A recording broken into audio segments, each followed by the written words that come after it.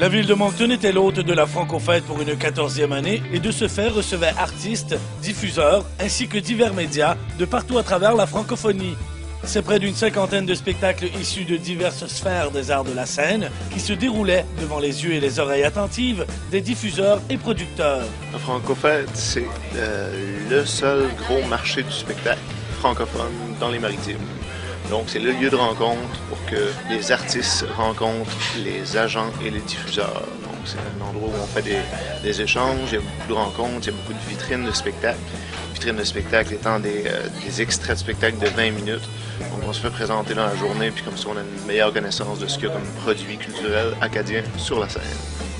La Francofête est un moyen pour l'artiste de se faire connaître et se créer un réseau de contacts, comme nous l'indique Daniel Légère, artiste acadien, qui, lors de cette édition-ci, s'est vu remettre les prix Tournée en plein dans le mille, Acadie Réseau Ontario, ainsi qu'Acadie Réseau des grands espaces. Présenter, c'est vraiment important parce que c'est vraiment là la chance, on est devant les diffuseurs. Donc, ça fait en sorte qu'on peut se vendre en tant qu'artiste ou en tant que spectacle. Puis moi, ça m'a été profitable. L'année passée, j'avais des vitrines de nuit, des oiseaux de nuit.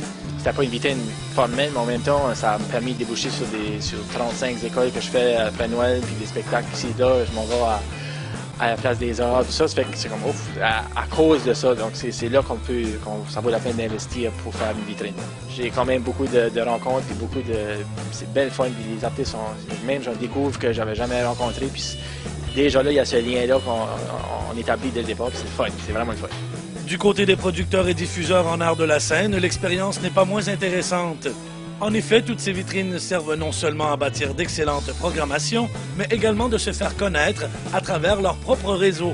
C'est ce que nous indique Émile Desraspes, directeur du diffuseur régional au Vieux-Treuil. On essaie toujours de couvrir toutes les disciplines en art de la scène, c'est-à-dire théâtre, danse, chanson, musique, variété. La Francofête est même presque spécialisé dans les échanges à l'international, comparativement à bien d'autres événements comme le Roseau dans l'Est du Québec et Rideau. Il y a énormément de délégués internationaux qui viennent à la Francofête, probablement à cause du statut particulier de la francophonie là-bas, puis le lien historique un peu avec la France. Fait qu'il y a beaucoup d'artistes des Maritimes qui par les faits, s'attrapent des tournées en France. Je dirais même que ça tourne souvent même mieux à l'international que dans notre propre pays. Souvent, on n'est pas prophète dans son pays. Avec une diversification de spectacles impressionnante, gageons que le succès de la Francofête n'a pas fini de surprendre. En quelques mots, une fin de semaine à vivre. La compétition, c'est pas là, c'est surtout pour avoir du fun. Puis c'est surtout les musiciens, lorsqu'on se rencontre, on dirait que c'est toujours quand est-ce qu'ils gênent. Quand est-ce qu'ils gênent de musique, puis on fait un party, tout ça.